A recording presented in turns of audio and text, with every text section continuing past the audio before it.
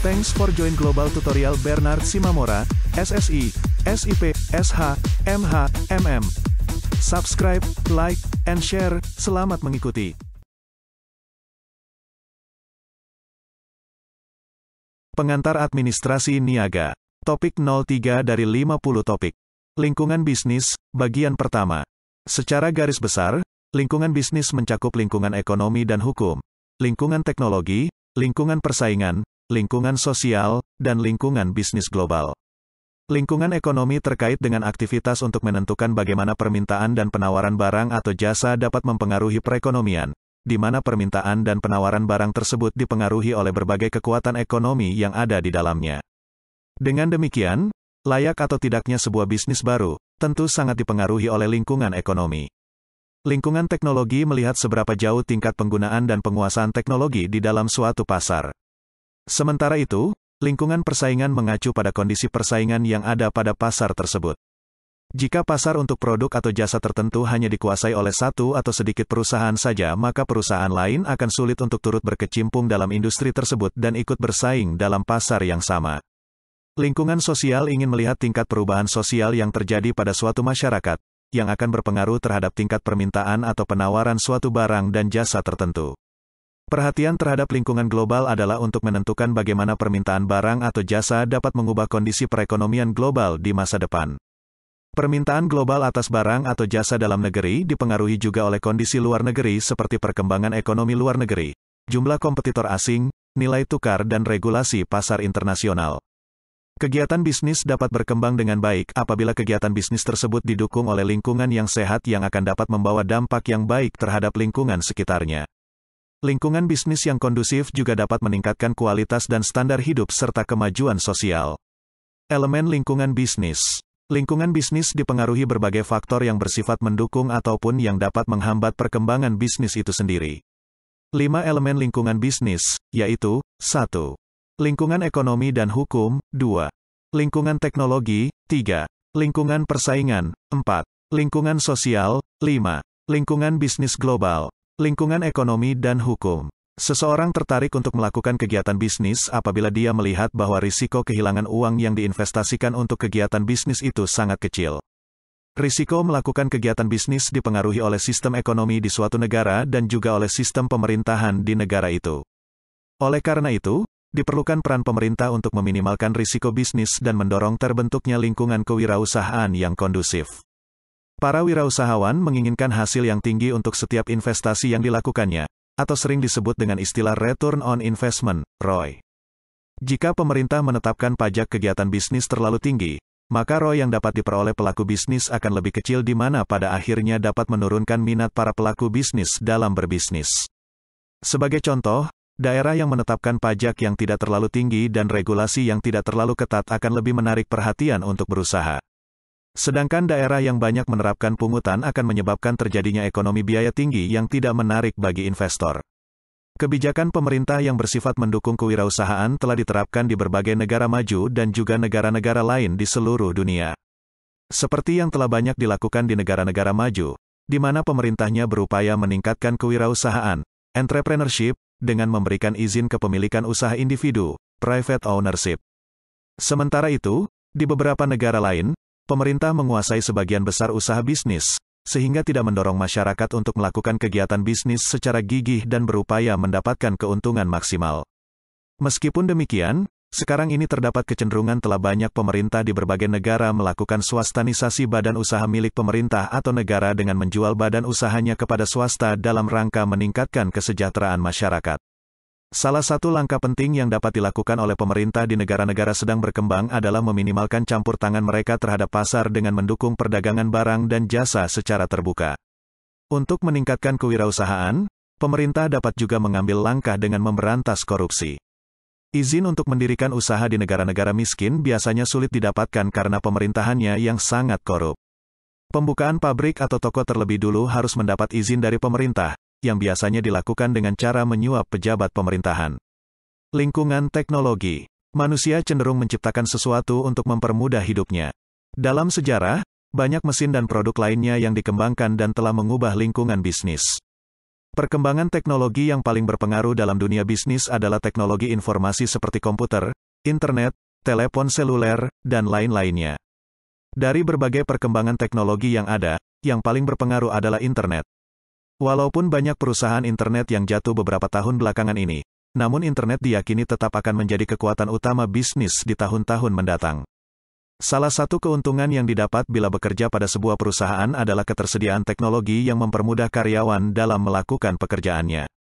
Teknologi merupakan peralatan-peralatan yang dapat mempermudah aktivitas manusia, seperti telepon, mesin fotokopi, komputer, peralatan medis, PDA atau personal digital assistance, dan berbagai macam produk perangkat lunak yang membuat bisnis menjadi lebih efisien dan produktif. Efisiensi berarti kemampuan untuk menghasilkan sesuatu dengan menggunakan sumber daya yang paling minimal. Sedangkan produktivitas menunjukkan output yang dapat diproduksi pada periode waktu tertentu, misalnya jam kerja. Semakin banyak produksi dalam jangka waktu tertentu, semakin banyak pula output yang dapat diperoleh perusahaan. Adanya peralatan dan teknologi sangat menunjang produktivitas. Salah satu perubahan terpenting dalam beberapa tahun terakhir adalah pertumbuhan e-commerce, yaitu proses transaksi barang dengan menggunakan media internet. Ada dua macam transaksi dalam e-commerce yaitu business to consumer, B2C, transaksi kepada pelanggan, dan business to business, B2B, transaksi antar pelaku bisnis. Internet penting dalam pasar pelanggan atau B2C, akan tetapi lebih penting lagi dalam B2B, di mana terjadi penjualan produk atau jasa dari satu bisnis ke bisnis lainnya. Dewasa ini, pemasaran dengan menggunakan media internet telah meningkat tajam sehingga berdampak pada semakin ketatnya persaingan bisnis. Banyak perusahaan yang sukses, seperti Amazon, Google dan eBay, namun banyak juga yang mengalami kebangkrutan, seperti Pets, CDNO, Internet Capital Group, Peapod Toys, dan Derkop. Kegagalan bisnis lewat internet dapat dihindari apabila pelaku bisnis memiliki pemahaman yang baik tentang bagaimana melakukan persaingan bisnis melalui B2B dan B2C. Pada dasarnya, keberhasilan e-commerce tergantung pada perusahaan. Apakah perusahaan tersebut dapat menawarkan kualitas produk dengan harga yang tepat dan jasa yang memuaskan? Bisnis yang baik adalah bisnis yang dapat menjawab setiap keinginan dan kebutuhan pelanggan. Dengan teknologi, perusahaan dapat mengetahui keinginan dan kebutuhan pelanggan dengan lebih baik. Hal itu dapat dilakukan misalnya dengan menggunakan teknologi barcode atau kode barang, yaitu kode yang terdiri dari garis dan angka yang menandakan identitas sebuah barang. Dengan menggunakan barcode, perusahaan dapat mengetahui produk apa yang banyak dibeli pelanggan, ukuran dan warna, dan juga harga barang. Pangkalan data, database, adalah media penyimpanan data secara elektronik. Dalam pangkalan data, terdapat banyak informasi mengenai pelanggan yang dapat digunakan perusahaan untuk mengetahui produk-produk apa yang dibeli dan dari mana pelanggan membeli barang. Perusahaan dapat menggunakan informasi dari basis data untuk membuat katalog dan iklan yang menawarkan barang yang dibutuhkan pelanggan. Lingkungan persaingan. Persaingan yang ketat dalam dunia bisnis mendorong banyak perusahaan untuk menghasilkan produk yang berkualitas, dengan pelayanan yang memuaskan dan harga yang bersaing. Di bawah ini ditunjukkan peran kompetisi dalam mendorong pertumbuhan perusahaan. Bisnis tradisional, kepuasan pelanggan, orientasi terhadap pelanggan, orientasi terhadap laba, etika reaktif, orientasi terhadap produk, fokus terhadap manajerial. Sedangkan bisnis kelas dunia, menyenangkan pelanggan, orientasi terhadap pelanggan dan stakeholders, orientasi terhadap laba dan sosial, etika proaktif, orientasi terhadap kualitas dan jasa, fokus terhadap pelanggan. Perusahaan-perusahaan saling bersaing untuk menarik banyak pelanggan dengan mengutamakan kepuasan pelanggan, baik dalam hal produk maupun pelayanannya. Bisnis dijalankan berdasarkan pada pemenuhan kebutuhan pelanggan dan bisnis yang sukses adalah bisnis yang mengerti kebutuhan dan keinginan pelanggan, dan kemudian dijadikan sebagai dasar dalam kebijakan dan kegiatan produksi. Di zaman yang menuntut segalanya serba cepat, pelanggan menginginkan produk dan jasa yang serba cepat pula. Persaingan yang terjadi dalam bisnis juga semakin beragam. Yang semula hanya persaingan dalam kualitas produk, namun saat ini perusahaan dituntut pula untuk mampu menghasilkan produk dengan layanan yang cepat, dan juga dengan harga yang bersaing. Misalnya, untuk pelayanan makanan cepat saji atau jasa pengiriman barang. Dalam rangka mengutamakan kepuasan pelanggan, perusahaan perlu mempersiapkan karyawannya, khususnya karyawan yang terlibat langsung dengan pelanggan. Pemberdayaan karyawan ini terkait dengan penanaman sifat-sifat positif yang terkait langsung dengan kepuasan pelanggan seperti sikap penuh tanggung jawab, kewenangan, kebebasan, pelatihan dan pemberian prasarana yang mendukung. Pembekalan karyawan seperti ini dikenal dengan istilah pemberdayaan, empowerment. Program pemberdayaan karyawan ini dapat dilakukan dengan mengadakan pelatihan-pelatihan, misalnya pelatihan penguasaan teknologi yang mendukung pekerjaan atau memberikan pelatihan bagaimana seorang karyawan dapat dengan baik menampung dan menangani berbagai keluhan pelanggan yang disampaikan kepadanya. Karyawan juga dituntut untuk dapat efektif dalam pekerjaannya. Efektivitas ini bisa dilihat dengan dibentuknya tim kecil yang terdiri dari orang-orang dari berbagai divisi dalam sebuah perusahaan, seperti divisi desain produk, produksi, dan pemasaran. Tim ini bersifat mandiri atau lepas dari pengawasan manajer.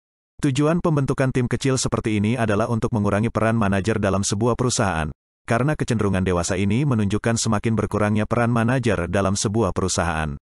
Saat ini peran manajer cenderung untuk melatih dan memotivasi para karyawan. Dengan berkurangnya peran manajer, para karyawan semakin dituntut untuk bertanggung jawab terhadap pekerjaannya. Kualitas sumber daya manusia yang dimiliki perusahaan harus disiapkan sebaik mungkin untuk menghadapi lingkungan persaingan yang semakin sengit. Demikianlah materi topik ketiga pengantar administrasi niaga. Channel ini akan sangat membantu masyarakat umum dan para mahasiswa yang sedang kuliah di perguruan tinggi manapun di Indonesia. Ratusan video tutorial S1 Ilmu Hukum, S1 Ilmu Pemerintahan, S1 Ilmu Komunikasi, S1 Ilmu Manajemen, S1 Ilmu Administrasi dan lainnya disajikan di channel ini. Video tutorial dituturkan dan disubtitelkan agar dapat ditonton, dibaca sambil didengarkan. Jangan khawatir jika tidak langsung paham. Untuk pemahaman yang lebih baik, putar dan dengarkan video tutorial berulang-ulang. Subscribe dan like, agar Anda mendapatkan update tutorial lainnya. Bagikan juga link video ini, agar teman lain juga mendapatkan manfaat channel ini. Sampai jumpa.